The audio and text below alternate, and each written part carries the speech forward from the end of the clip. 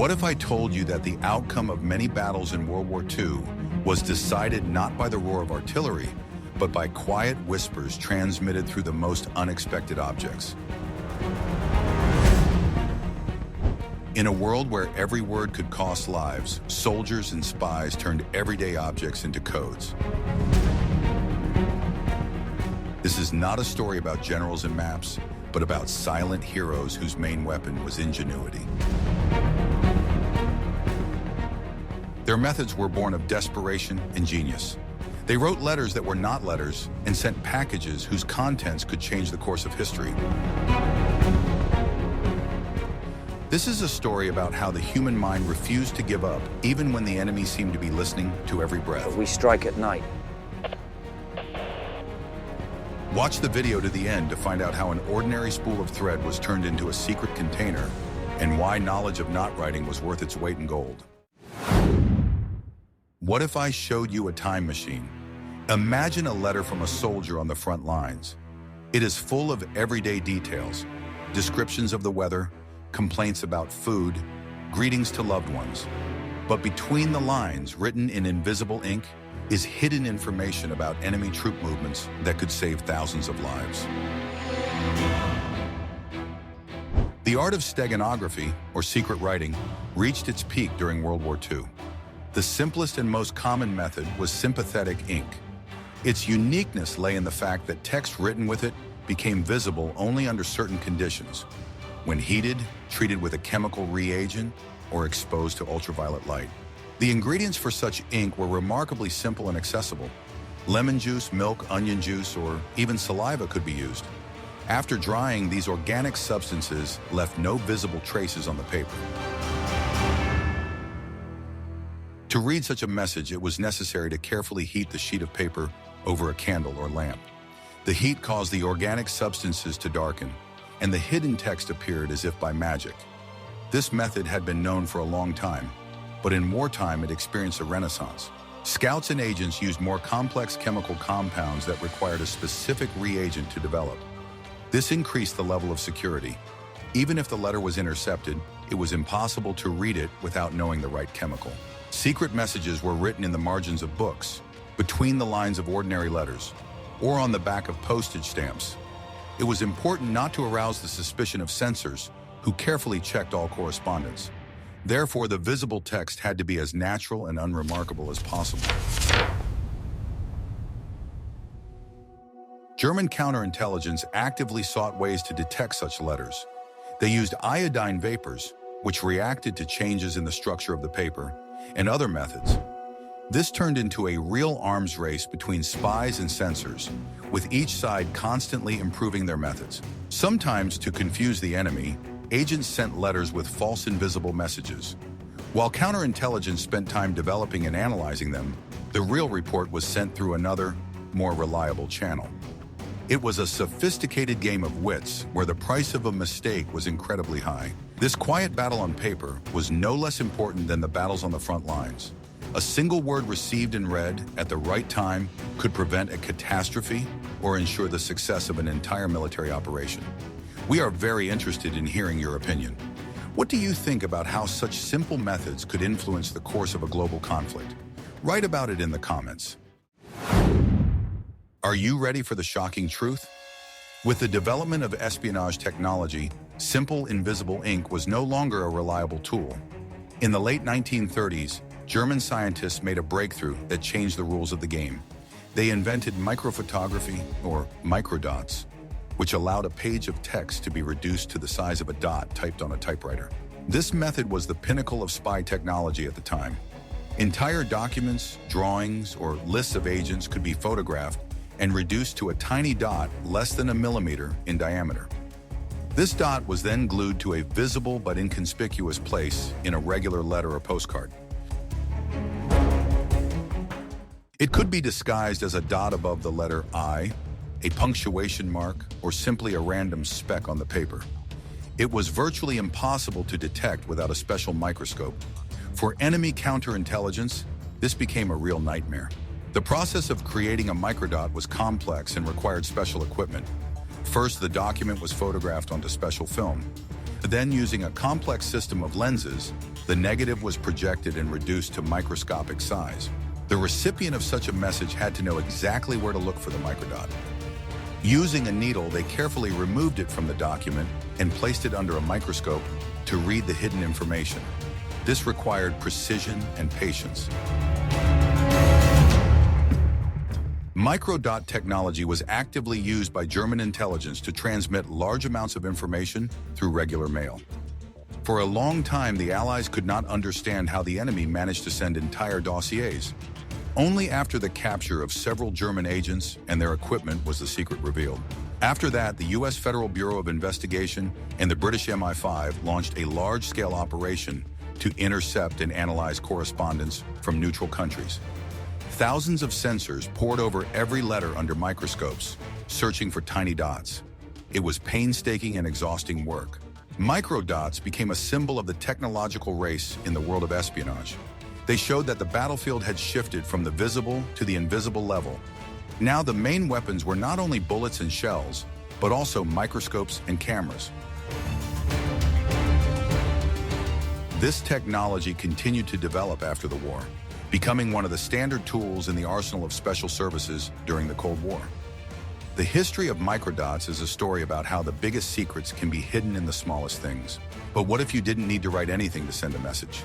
In the next chapter, you'll learn how ordinary yarn and knitting needles became a tool for encoding secret information. What I am about to show you is illegal in 12 countries. During the war, it wasn't just professional spies who became spies. Ordinary people involved in the resistance movement in occupied countries used their wits and everyday skills to transmit secret data. One of the most unique and ingenious methods was the knitted code. The idea was simple and ingenious. Information was encrypted using various knitting techniques. A specific sequence of knit and purl stitches, patterns, or even deliberately left holes corresponded to letters or whole words in a pre-agreed code. This method was often used by elderly women who sat at their windows and knitted. Their appearance did not arouse any suspicion among the soldiers patrolling the streets.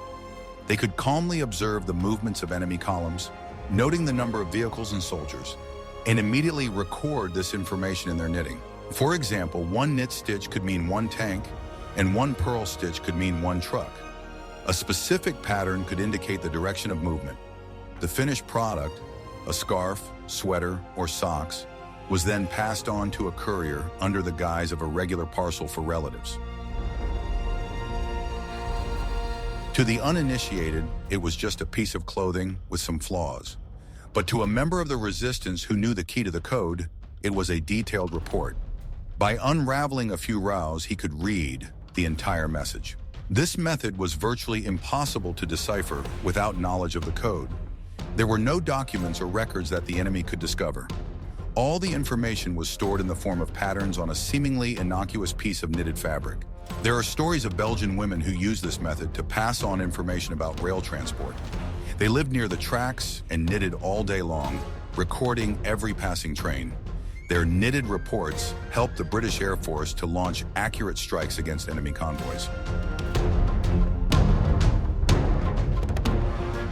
This method required not only knowledge of the code, but also an excellent memory and attention to detail. It was necessary to memorize the observed information and accurately translate it into a sequence of loops. Any mistake could distort the message or even lead to failure. The knitted code is a striking example of how, under occupation, everyday women's activities were turned into weapons of resistance. It proves that rifles and grenades are not always necessary to fight the enemy. Sometimes all you need is a ball of wool, knitting needles, and a sharp mind. This quiet, inconspicuous war was waged right under the enemy's nose, who had no idea that the key to his defeat lay in the hands of an old woman dozing by the window. Guess what happened next? The art of transmitting information using knots is one of the oldest in human history. During World War II, this seemingly primitive method took on a new life, in conditions where it was necessary to convey a short but important message without the use of paper and ink. Knot writing became indispensable. This method was actively used by scouts and saboteurs operating behind enemy lines. The basis was a regular rope, string, or even thread. Different types of knots, Their number and the distance between them corresponded to letters or code phrases. For example, a simple knot could mean the letter A, a figure 8 could mean the letter B, and a conductor could mean the number 1. By creating a specific sequence of knots, it was possible to encrypt an entire message. Such a rope with knots did not attract attention and could be easily hidden. It could be sewn into the lining of clothing, used as a shoelace, or simply carried in a pocket. During a search, a patrol would most likely not pay attention to a piece of ordinary rope. To read the message, one only needed to feel the knots with their fingers. This could be done in complete darkness without giving oneself away. This method was ideal for transmitting information at night or under conditions of strict blackout. British commandos and agents of the Special Operations Executive, SOE, underwent special training in the use of knot codes. They were taught not only to quickly tie and read knots, but also to devise their own unique coding systems for each operation. As you can see, the final knot should be firm and compact. Sometimes knot writing was used to leave hidden messages in specific locations. A courier could tie a rope with an encrypted message to a tree branch on an agreed route. An agent passing by would take it without being noticed. This method was also popular in the Navy. Sailors familiar with hundreds of different nautical knots could create very complex and reliable ciphers. They transmitted short messages between ships or to shore using signal flags with knots tied on them. Knot writing is an example of how ancient knowledge can be applied in the modern world. It proves that complex machines are not always necessary for reliable encryption. Sometimes all you need is a rope and knowledge of the right knots. Want to know how everyday items such as cigarettes or spools of thread were turned into containers for secrets? Transmitting microdots or ciphers was only half the battle. An equally important task was to reliably hide the information carrier. To do this, intelligence agents from all countries used a wide variety of container objects that had hidden cavities. The art of creating such hiding places reached incredible heights. Virtually any everyday object could be turned into a container. Lighters, pens, toothpaste tubes, shoe heels, buttons, all of these could conceal secrets. The manufacturing process required precision. The craftsman had to disassemble the object and create a cavity inside it without compromising its appearance and functionality. The lighter had to light and the pen had to write. Any discrepancy could arouse suspicion. One of the most popular containers was an ordinary coin. It was carefully sawn into two halves. A small recess was made inside, and then the halves were joined together with the finest thread. A microfilm or several microdots could be hidden in such a coin. Spools of thread were also ideal hiding places. A wooden or plastic base was drilled out to create an internal cavity. Thread was then wound onto it, completely concealing the entrance to the hiding place. The U.S. Office of Strategic Services, OSS, the predecessor of the CIA, mass-produced special items for its agents. For example, dice with hidden cavities or chess pieces inside which a compass or map could be hidden. Even food products could serve as containers. Microfilm was carefully placed inside a walnut or chicken egg, and then the hole was sealed so as not to leave any traces. Such parcels were virtually impossible to check without destroying them. The transfer of the container was the most risky stage of the operation. It took place in prearranged locations: parks, cafes, public toilets. Agents exchanged seemingly innocent items: a newspaper, a box of matches, or a pack of cigarettes, inside which the containers were hidden. Sometimes so-called dead letter boxes were used. These were hiding places in the walls of buildings, tree hollows, or under bridges, where one agent would place the container and another would pick it up after a while. This allowed them to avoid personal contact and reduce the risk of failure. The world of spy containers is a world of illusions and deception, where nothing is what it seems. This is a story about how the most ordinary things became the keepers of the most important state secrets. Ready to learn about the thing that changed the course of history? With the growth in the volume of information being transmitted and the development of radio communications, manual encryption methods became too slow and vulnerable. They were replaced by electromechanical encryption machines, which became a true symbol of secret warfare. The most famous of these was the German Enigma. Enigma looked like a typewriter, but inside it concealed a complex mechanism consisting of several rotating rotor disks. Each rotor had its own electrical circuit instead of contacts. When a key was pressed, an electrical signal passed through the maze of rotors, changing the letter each time. The secret of the enigma lay in its astronomical number of combinations. The position of the rotors, their initial setting, and the switching panel created billions of possible keys. The key changed every day, which, according to the Germans, made the cipher completely unbreakable.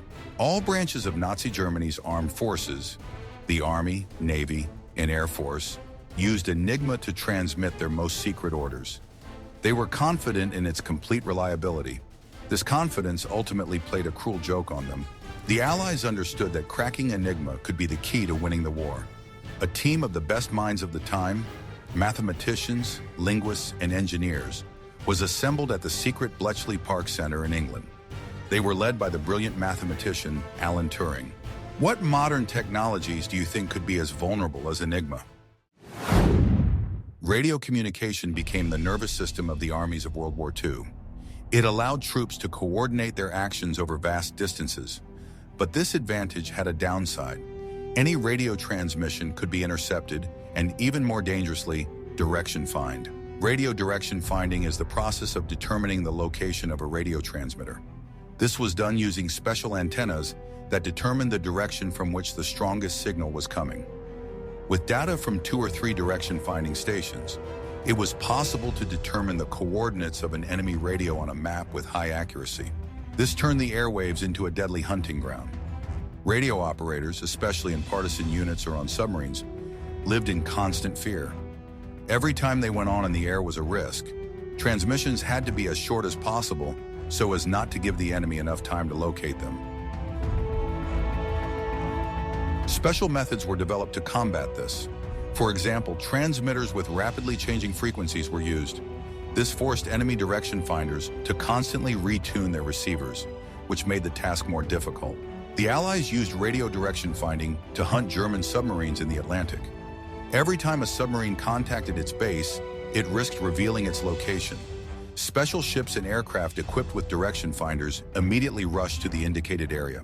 This invisible war on the airwaves required the highest level of technical skill and constant innovation. Each side sought to make its transmitters more invisible and its direction finders more sensitive. Victory in this technological duel often meant victory on the battlefield. Even the most complex encryption machines, such as Enigma, had a vulnerability. Their algorithm was constant. If the enemy managed to figure out how the machine worked, they could read all the messages. To solve this problem, a theoretically unbreakable cipher was invented, the Vernam cipher, or the one-time pad system. The principle behind this method is ingenious in its simplicity. It is based on the use of a completely random key, the length of which is equal to the length of the message itself. This key is used only once and then destroyed. In practice, it worked like this. 2 identical notebooks were created, the pages of which were filled with rows of random letters or numbers. One notebook remained with the sender, the other was delivered to the recipient by a reliable courier. This was the most vulnerable part of the system. To encrypt the message, the sender took the first page of the notebook.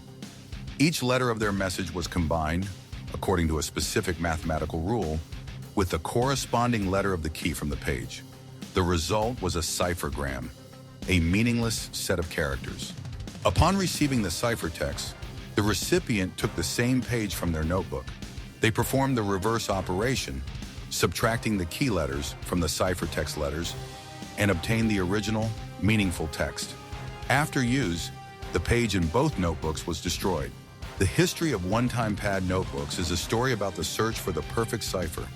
They prove that absolute security is achievable, but the price for it is enormous organizational effort and iron discipline. At the beginning of the Pacific War, the American military faced a serious problem. Japanese cryptanalysts were extremely skilled and easily broke all American codes. A code was needed that the enemy could not understand, even if they intercepted the message in plain text.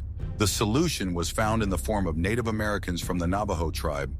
Their language was incredibly complex, with unique grammar and a tonal system. It had no written form and was virtually unknown outside the reservation. No Japanese had ever studied it. The U.S. Marine Corps recruited a group of 29 Navajo Indians to create a secret code based on their native language. These people, known as wind talkers or Navajo code talkers, became one of America's most secret and effective weapons in the war. First, they created a special dictionary. Military terms that had no equivalent in the Navajo language were replaced with code words. For example, fighter plane became hummingbird, battleship became whale, and submarine became ironfish. It means the bomber plane. You must remember this. The Navajo code talkers worked in pairs. One would transmit the coded message over the radio in his native language, while the other would translate it back into English on the receiving end. The speed and accuracy were remarkable. Where an encryption machine took 30 minutes to encode and decode a message, the Navajo could do it in 20 seconds. The project was so secret that information about it was not disclosed even after the end of the war. It was only declassified in 1968. The Wind Talkers received well-deserved recognition and awards for their unique contribution to victory. Secret messages were transmitted not only to inform their own troops, but also to mislead the enemy. The art of disinformation, or radio games, became one of the key elements of strategic intelligence. The goal was to make the enemy believe lies and make the wrong decisions. One of the largest and most successful disinformation operations was Operation Fortitude, carried out by the Allies before the Normandy landings. Its task was to convince the German command that the main invasion would take place not in Normandy, but in the Pas-de-Calais area. To this end, an entire Phantom Army was created. In southeastern England, opposite the Pas-de-Calais, inflatable tanks and aircraft, plywood landing craft, and dummy artillery were deployed. From the air, it looked like preparations for a massive invasion. Radio play had a key role in this operation. Special radio units simulated intense radio exchanges between the non-existent 1st U.S. Army Group under General Patton. Thousands of encrypted messages were transmitted, which the Allies knew would be intercepted and decoded by the Germans. Has yet to begin. The content of these messages was carefully thought out. They created a complete picture of preparations for an invasion through the Pas-de-Calais. German intelligence took the bait. They believed in the existence of this Phantom Army. Even after the Normandy landings began on June 6, 1944, Hitler and his generals considered it a diversionary tactic for several weeks. They kept their best tank divisions in the Pas-de-Calais area, waiting for the real attack. This delay gave the Allies precious time to consolidate their beachhead in Normandy and prevented a possible landing of troops at sea. The success of Operation Fortitude largely determined the success of the entire Normandy operation. This story shows that secret messages can be weapons, even if they do not contain truthful information. Sometimes the most skillful lie, told at the right time and convincingly, can inflict more damage on the enemy than an entire army. The battle for minds and belief in information proved to be no less important than the battle for territory. It was the highest level of intelligence, where the main battlefield was the enemy's mind. We have walked the secret paths of World War II, where messages were knitted, hidden in coins, and flown on radio waves in the language of an ancient tribe.